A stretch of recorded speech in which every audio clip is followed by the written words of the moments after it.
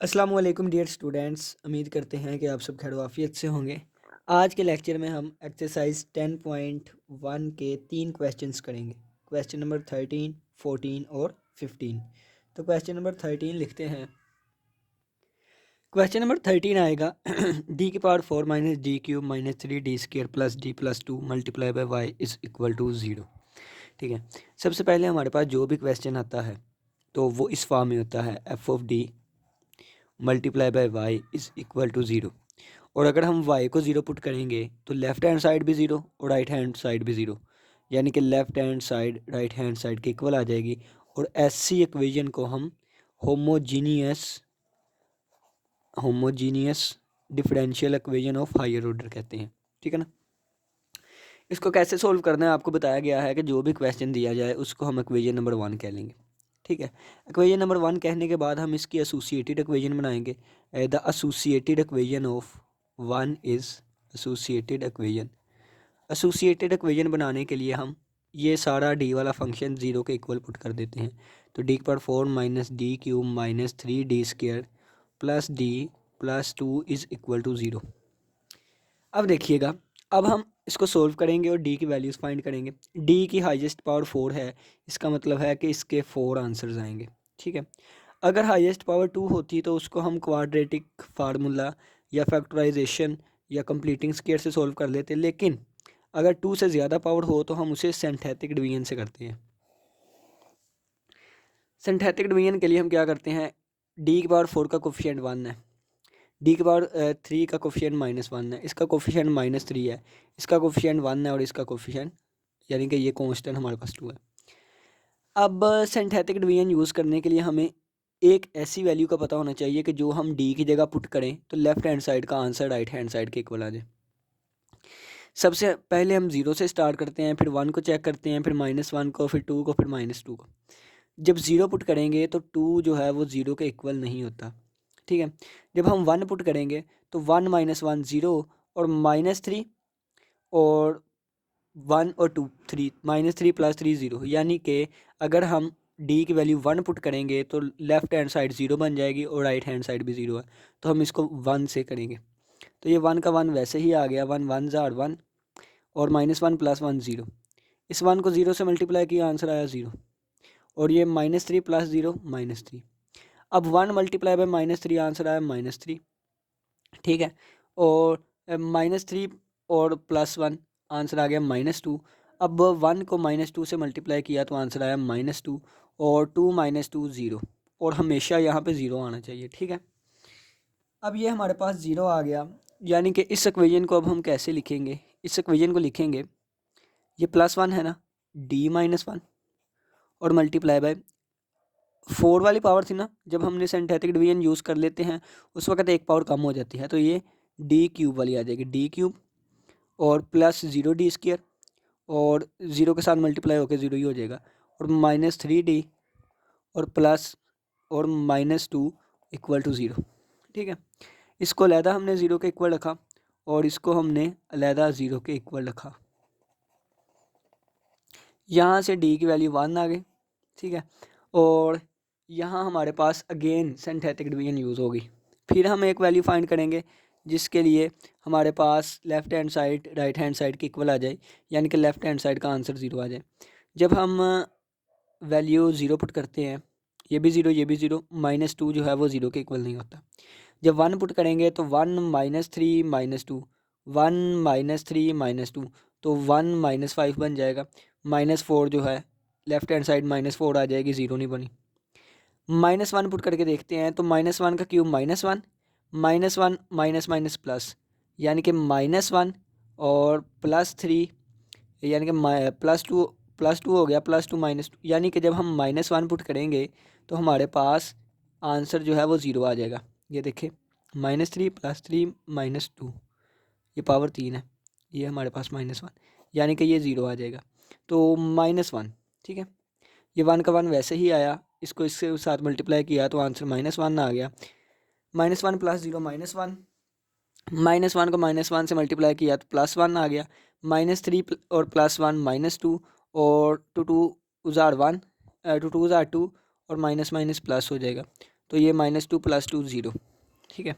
यानी कि ये जो हमारे पास इक्वेशन है इसको मैं लिखूँगा D+1, ये माइनस का था ना तो +1 लिखेंगे हम, यहाँ प्लस का था हम माइनस लिखते हैं, और ये मेरे पास आ जाएगा D² - D -2 = 0। अब देखें कि इसको अलहदा हम 0 के इक्वल पुट करेंगे, इसको अलहदा, जब इसको अलहदा पुट किया 0 के इक्वल तो यहाँ से D की वैल्यू आ गई -1, और ये D², अब इसके पेयर बना लेते हैं हम, -2D + D और -2 = 0। यहाँ से D कामन आया तो D - 2, यहाँ से +1 कामन आया D - 2, तो यहाँ से D - 2 और D +1 = 0। यहाँ से D की वैल्यूज़ आ गई, एक वैल्यू 2 आ गई और एक वैल्यू -1 आ गई, ठीक है। अब देखें ये वैल्यूज़ हमारे पास आ गई हैं, अब हम इसका जनरल सोल्यूशन लिखेंगे। Hence the general solution of equation 1 is equal to y is equal to, अब देखें एक वैल्यू आई है 1, एक -1, एक 2 और एक दोबारा -1 आई है, 4 वैल्यूज़ है ना, तो हम यहाँ पे 4 दफ़ा लिखेंगे C1 और प्लस C2 और प्लस C3 और प्लस C4, ठीक है। अब देखें, अब ये और ये नॉन रिपीटेड है, यानी कि 1 और 2, -1 2 दफ़ा है, तो पहले नॉन रिपीटेड को लेके चलते हैं। तो 1 है e⁻x, 2 है e⁻2x। अब ये -1 2 दफ़ा है, तो यानी कि C के साथ C3 के साथ हम x⁻0 लगा देंगे और इसके साथ x⁻1 लगा देंगे, ठीक है, और इस सभी के साथ मल्टीप्लाई करेंगे e⁻−1x, ठीक है ना। तो रिपीटेड के लिए हम ऐसे लिखते हैं और नॉन रिपीटेड के लिए हम ऐसे, तो ये हमारा आंसर आ गया। नेक्स्ट क्वेश्चन करते हैं, क्वेश्चन नंबर 14। क्वेश्चन नंबर 14 आ गया, इसको अब हम सोल्व करेंगे। तो इसको कैसे सोल्व करते हैं, इसको भी सबसे पहले ये होमोजीनियस है, यानी कि अगर हम 0 पुट करेंगे y की वैल्यू तो लेफ्ट हैंड साइड राइट के इक्वल आ जाएगी। इसको इक्वेशन नंबर 1 का नाम देंगे, इसकी एसोसिएटेड इक्वेशन लिखेंगे, एसोसिएटेड इक्वेशन। एसोसिएटेड इक्वेशन लिखने के लिए हम d वाले फंक्शंस को जो है वो 0 के इक्वल पुट कर देते हैं। यहाँ से देखें तो D² कॉमन आता है, D² कॉमन आया तो 16D⁴ बचा और +8 D² बचा और +1 = 0। अब इसको लहदा 0 के इक्वल, इसको लहदा 0 के इक्वल, तो D² = 0 और 16D⁴ + 8D² + 1 = 0, ठीक है। अब देखें यहाँ से D की 2 वैल्यूज़ आएंगी क्योंकि पावर 2 है और दोनों वैल्यूज़ 0 0 हैं, ठीक है। आपने एक ही वैल्यू नहीं लिख देनी, 2 वैल्यूज़ है, जितनी पावर हो उतनी वैल्यूज़। अब यहाँ से 4 वैल्यूज़ निकलेंगी, वो कैसे निकलती है इसको हम सोल्व करते हैं, सिंथेटिक डिवीजन का यूज़ करेंगे। सबसे पहले देखें, हमें एक ऐसी वैल्यू का पता होना चाहिए जो हम पुट करें तो लेफ्ट हैंड साइड का आंसर राइट हैंड साइड के इक्वल आ जाए, ठीक है। तो यहाँ से पेड़ भी बनते हैं, जोड़े भी बनते हैं। जोड़े कैसे बनते हैं, 16D⁴ + 4D² + 4D² और +1 = 0। इन दोनों को प्लस करेंगे तो 8D², इन दोनों को मल्टीप्लाई कराएंगे तो 16D⁴, ठीक है। अब यहाँ से 4D⁻2 कॉमन आएगा, तो 4 4 बार 16 और 2 पावर बाहर चले गई, 2 रह गई, ठीक है। और ये सारी चीज़ बाहर गई थी, 1 रह गया, +1 कॉमन आ गया, 4D² + 1 = 0। यहाँ से 4D² + 1, ये चीज़ें एक जैसी हैं और बाकी बचा 4D² + 1 = 0। अब देखिएगा यहाँ से ना आगे हम यहाँ भी लेके चलते हैं। अब इसको अलहदा 0 के इक्वल रखा और इसको अलहदा 0 के इक्वल रखा, ये आ गया 4D² = -1, ये भी 4D² = -1। यहाँ से D² = -1/4, यहाँ से भी D² = -1/4। दोनों तरफ हमने स्क्वायर रूट ले लिया और प्लस माइनस भी आएगा, ठीक है ना। ये आएगा D = +- स्क्वायर रूट -1 नहीं होता है और 4 का स्क्वायर रूट 2 होता है। यहाँ से भी D = +- होगा, यानी कि हमारे पास फंक्शन की पावर 6 थी तो 6 वैल्यूज़ आनी थी और वो 6 वैल्यूज़ कौन सी आई, एक आ गया 0, दूसरी वैल्यू भी आई 0, तीसरी वैल्यू आई (2), एक और वैल्यू आ गई (-2), एक आ गई (2) और एक आ गई (-2). अब ये वैल्यूज़ हमारे पास आई हैं, अब हम इनका सोल्यूशन कैसे लिखेंगे, ठीक है ना। अगर आप देखें तो 6 वैल्यूज़ हैं, तो इसका सोल्यूशन लिखने के लिए हम लिखेंगे C1 + C2 + C3 + C4 + C5 और +C6। ठीक है, 6 वैल्यूज़ है ना, तो हम ऐसे ही लिखते हैं। अब ये दोनों रिपीट हैं ज़ीरो वाले, ठीक है ना, तो यानी कि दो कांस्टेंट तो रिपीटेड के लिए आएंगे, यानी इसके साथ एक्स की पावर 0 और इसके साथ एक्स की पावर 1 और इन सभी के साथ ई की पावर 0x, ठीक है ना। इन दोनों का हमने सोल्यूशन लिख लिया। अब इनकी बारी है, अब इनकी बारी है तो हम इनको कैसे लिखेंगे। तो इनका सोल्यूशन लिखने के लिए ये देखें कि आपको पता है एक के साथ हम साइन यूज़ करते हैं, एक के साथ कोस, ठीक है। तो अपनी मर्ज़ी, जिसके साथ मर्ज़ी साइन, और इसके साथ फिर कोस, और इसके साथ साइन, और इसके साथ हमने कोस यूज़ कर लिया। अब देखिएगा, अब मज़े की बात यह है कि एयोटा ओवर टू के लिए, यानी कि ये इमेजिनरी पार्ट है ना, iota over two, iota over two, इनके लिए हम 1/2 एक्स यूज़ करते हैं, x/2, ये भी x/2 आएगा, ठीक है। अब रियल पार्ट को हम ई की पावर में लेके जाते हैं, रियल पार्ट को हम ई की पावर में लेके जाते हैं। तो यहाँ पे रियल पार्ट क्या है, यानी कि अगर प्लस माइनस एयोटा/2 लिखा हुआ है तो यहाँ पे रियल पार्ट होता है 0 + - एयोटा/2, तो इन सभी की पावर आएगी ई की पावर और 0x, ठीक है ना, तो ये 1 हो जाता है। अब y = c1x, c1 x की पावर 0 1 होता है, प्लस c2x ई की पावर 0, ई की पावर 0 1 होता है, लिखें या ना लिखें, प्लस। अब देखिएगा, अब समझने वाली बात यह है कि इसको तो हमने ऐसे ही लिख लिया, इसको भी हमने वैसे ही लिख दिया, लेकिन ये भी रिपीटेड है, यानी कि ये देखें ये भी रिपीट कर रहा है आपस में, ये भी रिपीट कर रहा है। तो रिपीटेड के लिए हम क्या करेंगे, ठीक है ना, रिपीटेड के लिए तो ये चीज़ें तो वैसे ही आ गई, इनके साथ एक्स का यूज़ किया जाएगा। जिस तरह ये नेक्स्ट वाले के साथ एक्स का यूज़ किया जाता था ना, इसी तरह इनके साथ एक्स का यूज़ किया जाएगा। अब देखें ये भी साइन एक्स वाला, ये भी साइन एक्स वाला, तो साइन x/2 कॉमन आएगा और बाकी बचेगा c3 + x c5, ठीक है। इसी तरह इसमें और इसमें कोस x/2 कॉमन आएगा और बाकी बचेगा c4 + xc6, ठीक है। और यही हमारा रिक्वायर्ड आंसर है। और e की पावर 0 ये हमारे पास 1 हो जाएगा, 1 मल्टीप्लाई में लिखें या ना लिखें, तो ये हमारा रिक्वायर्ड आंसर है। नेक्स्ट क्वेश्चन करते हैं। और एक और बात जान लें कि C1, आप चाहें तो इसको C1 कह लें, इसको C2, इसको 3, C4, इसको जिसको मर्जी आप तरतीब के साथ ना चलें, आप C10, C9, C8, C6 जो सा मर्जी नाम दे लें, कांस्टेंट को इज़हार करता है, आप जो मर्जी नाम यूज़ कर सकते हैं, जिसको मर्जी C1, C2, C3, 4 C कह सकते हैं, ठीक है। बस ये जान लें कि कांस्टेंट जहाँ पे लिखा हो बुक के पीछे आंसर भी कांस्टेंट ही लिखा हो, सही है ना।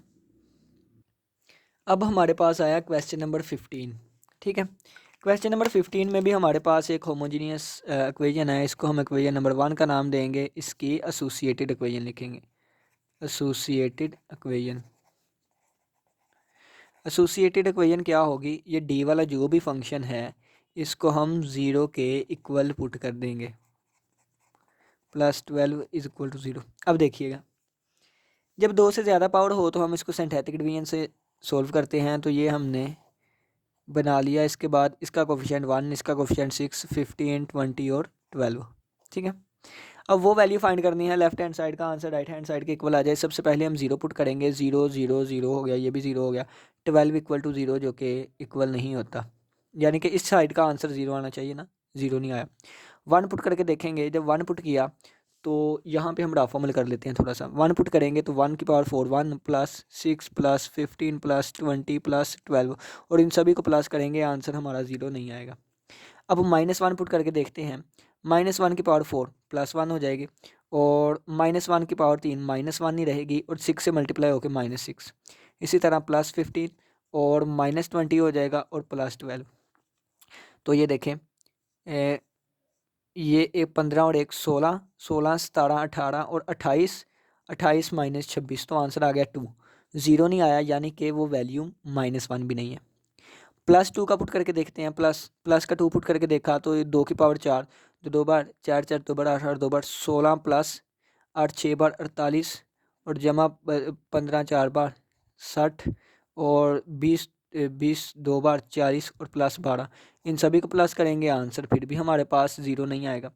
अब हम -2 वाली चेक करते हैं, तो -2 की पावर 4 16, -2 की पावर 3 आएगा -8, और -8 को 6 से मल्टीप्लाई करेंगे -48, ठीक है। और 2 2 बार 4, -2 का स्क्वायर +4 हो गया, +4 को 15 से मल्टीप्लाई किया तो आंसर +60, ठीक है ना। इसके बाद ये -40 आ जाएगा, और ये +12। इन सभी को प्लस माइनस करके देखते हैं तो ये मेरे पास आएगा, इन दोनों को जब हम प्लस करेंगे तो ये आ जाएगा 28, 28 और 60, 60 70 80 और 88, ठीक है। और 48 और 40 माइनस ये आएगा 88, यानी कि -2 को जब हम पुट करेंगे, ये सारा रफ अमल में करना है आपने, -2 को पुट करेंगे आंसर 0 आ जाएगा, यानी कि -2 वाली वो वैल्यू होगी। तो ये 1 का 1 वैसे ही 2 एक बार 2 और माइनस साइन है तो -2 आ जाएगा। 6 में से 2 निकाले 4, 4 2 बार 8 -8, 15 में से 8 निकाले 7, 7 2 बार 14 -14 और 20 में से 14 को माइनस किया तो आंसर आ गया 6 और 6 2 बार 12 -12, ये आ गया 0। यानी कि अब हम इस इक्वेशन को कैसे लिखेंगे, ये -2 है, ये -2 है तो +2 आएगा, d+2 मल्टीप्लाई बाय ये d³ और यहाँ पे नहीं लिखते, यहाँ पे लिख लेते हैं, d+2 multiply by d³ plus 4d² plus 7d और प्लस 6 इक्वल टू 0। इसको जब हम 0 के इक्वल रखेंगे तो d की वैल्यू -2 आ जाएगी। अब हम इसको दोबारा सिंथेटिक डिवीजन से सोल्व करेंगे यहाँ पे। अब कौन सी वैल्यू लेंगे कि लेफ्ट हैंड प्लस वाली तो ले नहीं सकते क्योंकि ऐड होके आंसर कभी भी 0 नहीं आएगा, तो या -1 होगी या -2 होगी, तो इसकी वैल्यू भी -2 ही है, ठीक है। तो ये 1 का 1 वैसे ही आया, -2 एक बार -2, ये आ गया 2, तो 2 बार 4 -4 3 आया, 3 2 बार 6 -6 और +6 0।